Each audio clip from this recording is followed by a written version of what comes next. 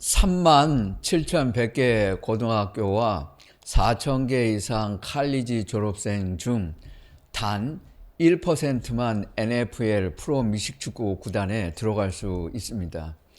커트 워너는 아이오와 대학 4년 동안 벤치에서 대기했고 한 번 주전으로 뛰었습니다.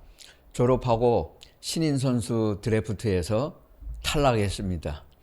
그린베이 패커스가 테스트에 초대했습니다. 도착하자마자 연습 경기에 뛰라고 했습니다. 그러나 커트는 대꾸했습니다. 준비가 안 되었습니다. 오늘은 전술을 익히고 내일 뛰겠습니다. 감독은 실망했습니다. 기회를 주었는데 너는 하지 않았다. 엄청난 기회였으나 이틀 만에 방출당했습니다. 이런 바보가 어디 있습니까?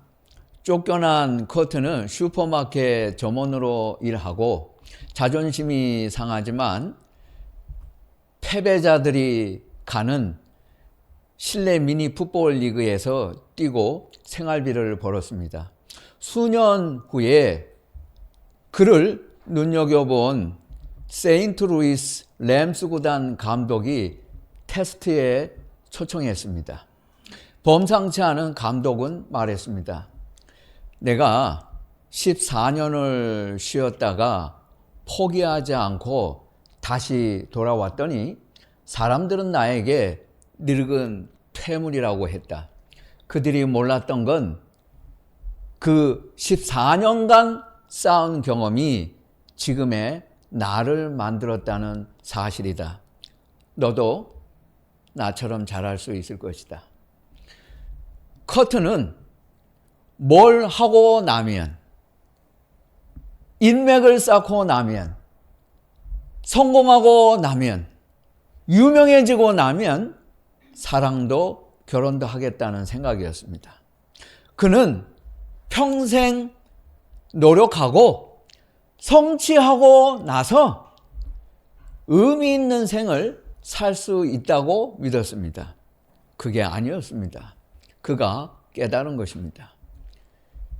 자기 능력을 증명하는 것이 인생의 전부일 필요는 없다. 인생에서 성공보다 더 중요한 것이 있다. 인생에서 가장 중요한 건 내가 어떤 걸 미루느냐가 아니고 그때그때 순간순간 어떤 사람이 되느냐다. 감독은 영입을 결정했고 부상으로 개막전에 나갈 수 없게 된 주전 대신 커트에게 쿼터백을 맡기기로 했습니다. 이건 모험이었습니다. 그 도박과 같아요. 그러나 커트는 감독만 믿고 생애 처음 NFL 시즌 개막전에 출전했습니다. 감독만 믿고 나갔어요. 하라고 하니까. 그는 그때까지 듣보잡, 루저로 살았습니다. 하지만 그의 최고 신인이 되었고 MVP로 선정이 되었고 램스는 슈퍼볼에서 우승을 했습니다. 커트는 스포츠 역사상 인생의 패배자가 최고로 성공한 예가 되었습니다. 그는 이름을 명예의 전당에 올렸습니다. 아메리칸 언더독은 그의 일생으로 만든 영화였습니다. 커트 부부는 독실한 크리스천이었습니다. 예수를 잘 믿었어요. 비록 시각장애인이고 친아들은 아니었지만 커트는 잭을 받아들이고 자기 친아들처럼 사랑했어요. 두 부부는 장애자 실어를 운영하고 있습니다.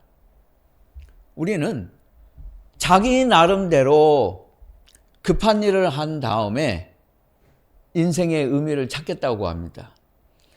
자기 개발 뒤에 성취하고 나서 사랑하겠다고 합니다. 무언가를 얻기 위해 평생 노력하고 이루면 그동안 미루었던 영적 생활을 한꺼번에 하겠다고 합니다. 항상 소중한 일은 뒤로 미루고 일생 동안 해야 하는 가장 중요한 일은 미루고 언제나 하찮은 일, 사소한 일을 먼저 신경 쓰고 합니다. 인생은 그렇게 사는 게 아니에요. 내 평생 해야 하는 일부터 매일 최선을 다해야 하고 어쩌다 한두 번 성공하는 일에는 집착하지 말아야 합니다. 생각해 보세요. 내가 언제 성공할지 모릅니다. 성공도 중요합니다. 그러나 내가 일생 동안 죽는 그 순간까지 해야 되는 일이 있어요. 어느 일이 더 중요합니까? 어느 일을 항상 염두에 두고 살아야 하겠습니까? 이것을 우리가 잊지 말아야 합니다. 매일 하나님이 주시는 기회를 붙잡지 않는 사람은 인생에서 결정적인 순간에도 기회를 놓칩니다. 일상에서 하나님이 그때그때 주시는 은혜를 붙잡는 사람에게는 인생 최대로 성공할 수 있는 기회도 주어져요. 하나님께서 어떻게 까마귀에게 명령을 하셨을까? 재미난 이야기입니다. 그것은 잘 모릅니다. 하지만 하나님이 까마귀를 사용하셨다는 것은 분명합니다. 하나님이 왜 까마귀를 시켜 엘리야를 먹이셨을까요? 성경에 까마귀 이야기는 11번 있습니다. 구약 성경에도 있고 신약 성경에도 있습니다. 예수님의 말씀 중에도 까마귀가 있습니다. 노아 홍수에 처음 등장합니다. 성경을 읽을 때에 내 상상력이나 느낌을 성경에 반영하려고 하지 마세요. 그렇게 성경을 읽으면 읽는 말씀마다 오해합니다. 우리는 문화적으로 심각한 고정관념을 가지고 있습니다. 까마귀는 까만 새다, 시체를 먹는 새다, 부정한 새다. 평신도만이 아니고 많은 목회자도 같은 생각입니다. 이렇게 되면 결국 기독교인이 하나님께서 시체나 뜯어먹는 까마귀를 엘리야에게 보내셨다 하고 성경을 읽게 됩니다. 어이없죠. 하나님께서 왜 그렇게 하셨을까? 한국 사람은 까마귀의 검은색을 부정적인 이미지로 봅니다. 하지만 이스라엘에서는 까마귀의 검은색은 아름다움을 상징합니다. 신학을 상징하는 책도 검은색입니다. 원래 신학교에서 졸업할 때 검은색을 입어요. 그렇게 되어 있습니다. 영어 문화에서는 까마귀가 좋은 소식을 상징하는 새입니다. 구체적으로 구약 성경은 뭐라고 했을까요? 아가서 5장 11절입니다. 머리는 숭금 같고 머리털은 고불고불하고 까마귀같이 검구나. 성경은 검은 머리카락이 아름답다고 말을 했습니다. 본래 유대인은 까만데 선천적으로 색소 부족 현상이 나타나면 아주 드물게 금발이 나타나요. 그거 좋은 거 아닙니다. 서양 사람들은, 미국 사람들은 금발을 좋아한다고 하는데 사실 그렇지 않습니다. 잘못된 상식이 너무 많아요. 본래 유럽에서도 미국 사람들도 진짜 미인은 흑발이라고 합니다. 검은색 머리가 진짜 미인이 가진 색입니다. 중요한 것은 까마귀의 검은색이 나쁘다는 뜻이 아니라는 거예요. 까마귀는 숲에 해충을 먹는 포식자입니다. 자연을 깨끗하게 합니다. 까마귀는 공중의 새입니다. 성경에도 있어요. 날개 힘이 강하고 지구력이 있습니다. 까마귀는 황량한 곳이나 사막에 사는 새가 아닙니다. 산이나 골짜기, 들판이나 숲, 바닷가나 강가 할 것 없이 다양한 곳에 서식합니다. 엘리야가 머문 그리 시내가가 황량한 곳이고 바위가 많았을까요? 부근에 요단강이 있었습니다. 요단강은 풍요로운 곳이었습니다. 까마귀는 동물 중에 먹이를 구해서 새끼에게 주는 능력이 탁월한 새입니다. 그래서 까마귀를 생각할 때 시체보다는 사랑이에요. 레위기 11장 8절에 까마귀는 부정한 짐승일까요? 그렇지 않습니다. 여기서 깨끗하다, 정하다, 부정하다는 말은 새 자체를 두고 하는 말이 아니었습니다. 하나님께서 먹으라. 먹을 수 있는 것은 정하다. 하나님께서 먹지 말라고 하셨다. 금하신 것은 부정하다. 이렇게 말한 것입니다. 그러니까 새를 두고 도덕적으로 윤리적으로 더럽다는 말이 아니고 먹을 수 있는 것이냐 하나님께서 금하신 것이냐 이렇게 말할 때 정하다 부정하다 말한 것이었습니다. 그 부정한 짐승에 독수리도 포함되어 있었습니다. 그러면 독수리가 부정한 새입니까? 독수리는 때로는 하나님이 세우시는 사람을 상징했어요. 또 하나님께서 저 높은 하늘에서 여러분을 내려다보시고 일거수일투족 지켜보실 때 그건 독수리같이라고 말을 했습니다. 독수리같이 날아오르고 힘있고 또한 하나님이 독수리처럼 우리를 보호하신다. 그럴 때 우리는 독수리를 말합니다. KFC BBQ 치킨은 먹어도 독수리는 안 먹어요. 그러니까 까마귀가 부정하다는 것은 까마귀는 먹을 수 없다는 것이었지 까마귀가 윤리적으로 나쁘다는 뜻이 아니었어요. 독수리는 영적으로 좋은 이미지였습니다. 성경 전체에서 그랬어요. 까마귀 역시 마찬가지였습니다. 또한 성경은 죽은 새를 만지지 말라고 했지 죽은 까마귀를 만지지 말라고 했지 까마귀를 만지지 말라고 하지는 않았어요. 그러니까 까마귀는 부정한 새다. 이 두 가지 개념을 연결하는 것은 잘못된 성경 해석입니다. 성경을 조금만 깊이 읽어보면 엉터리 성경 지식이라는 걸 알 수 있어요. 하나님께서 이렇게 까마귀를 귀하게 여기셨습니다. 까마귀가 엘리야에게 물어다 주는 음식이 무엇일까요?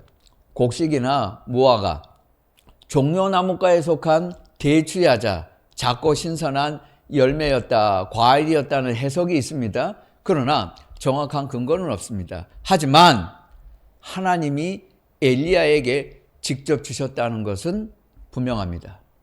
하나님이 왜 까마귀를 말씀하셨을까요? 까마귀를 보내셨을까요?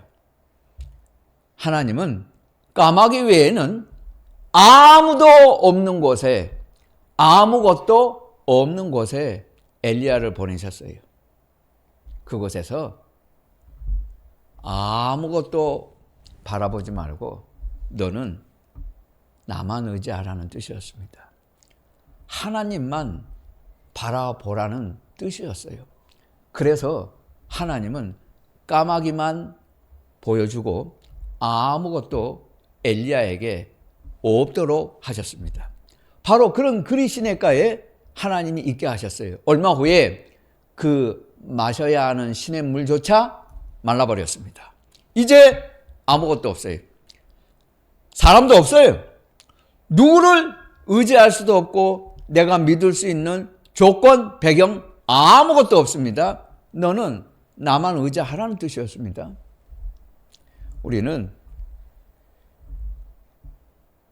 회사, 학교, 지역, 문화에서 같은 출신끼리 형성되어 있는 특별한 인간관계를 믿고 성공하려고 하잖아요. 인맥이 넓고 배경이 좋고 자본이 커야 성공한다는 상식에 묶여 있습니다. 하나님은 사랑하시고 사용하시고자 하는 자는 인맥, 자본, 배경이 없는 곳에 보내세요. 하나님만 바라볼 수 있도록 하십니다. 그리고 하나님은 사용하세요. 인간적인 수단을 생각하고 인간적인 방법을 생각하고 사는 사람은 반드시 실패해요. 절대로 성공하지 못합니다. 하나님은 인맥이나 어떤 인간적인 수단도 쓰지 마라. 오직 나만 의지해야 된다. 까마귀를 통해서 엘리야에게 가르쳐 주셨어요. 하나님만 의지하는 사람이 강한 사람입니다. 가진 것이 많은 사람이 강한 게 아니에요. 하나님만 의지하는 사람이 끝까지 가요. 하나님만 의지하는 사람이 마지막까지 남습니다. 하나님만 의지하는 사람이 최종 승자가 됩니다. 여러분은 열왕기상 18장 이야기에 익숙하죠. 정말 대단했습니다. 갈멜산에서의 결투. 바알 숭배자 450명, 아세라 숭배자 400명, 850대 1이었습니다. 하나님 말고는 엘리야 편에 아무도 서지 않았습니다. 그런데 결과는 어떻게 되었습니까? 엘리야가 이겼어요. 엘리야는 이스라엘 사람들에게 말했습니다. 여호와가 만일 하나님이면 그를 따르고 바알이 하나님이면 그를 따르라. 너희가 어느 때까지 둘 사이에서 머뭇머뭇 하려느냐? 여호와의 선지자는 나만 홀로 남았다. 수백, 수천, 수만 명보다 하나님 한 분의 성원을 받는 것이 훨씬 나아요. 엘리야 편에 하나님 말고는 아무도 없었으나 결국에 엘리야가 승리했습니다. 이런 것을 볼 수 있잖아요. 여러분, 엘리야는 어떻게 해서 이 갈멜산에서 승리할 수 있었습니까? 그것은 그가 먼저 오늘 말씀대로 그리시네가에서 까마귀를 통해 아침과 저녁에 하나님이 주시는 것을 먹고 하나님만 의지하는 법을 배웠기 때문이에요. 거기서 먼저 배웠어요. 까마귀에게서 배웠기 때문에 갈멜산에서도 그는 하나님만 의지할 수 있었고 그래서 승리할 수 있었던 것입니다. 다니엘은 다리오 왕의 총애를 받았습니다. 총리들 가운데 최고였습니다. 그를 시기하는 다른 총리들과 고관들이 왕의 금령을 따르지 않았다고 다니엘을 고발했습니다. 다니엘은 그들의 시기와 질투 때문에 누명을 쓰게 되었습니다. 그런데 다니엘에게는 사람이 있었어요. 그는 최고 신뢰였기 때문에 사람이 있었고 왕이 그를 믿고 있잖아요. 다니엘은 얼마든지 왕에게 보내서 자신의 형편을 알릴 수 있는 신하들도 가지고 있었습니다. 다니엘에게 군인이 없었어요. 군대가 없었어요. 그를 추종하는 사람들이 많았어요. 더. 그러나 다니엘은 인맥을 동원하지 않았어요. 그는 힘을 사용하지 않았습니다.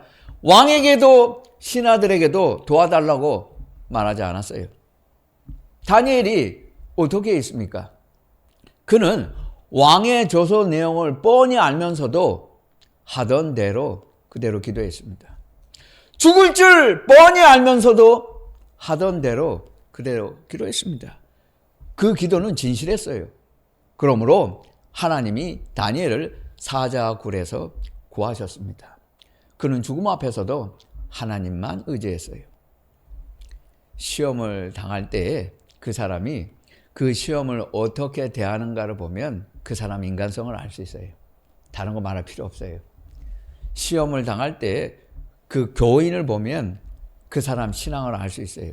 그 사람의 사람 됨됨이 그 인간성, 그 사람이 어떤 인간이었나 그걸 시험 당하는 걸 보면 알 수 있어요. 그걸 어떻게 해결해 나가는가, 어떻게 처리하는가, 다루는가, 반응하는가를 보면 그 사람 전체를 알 수 있습니다.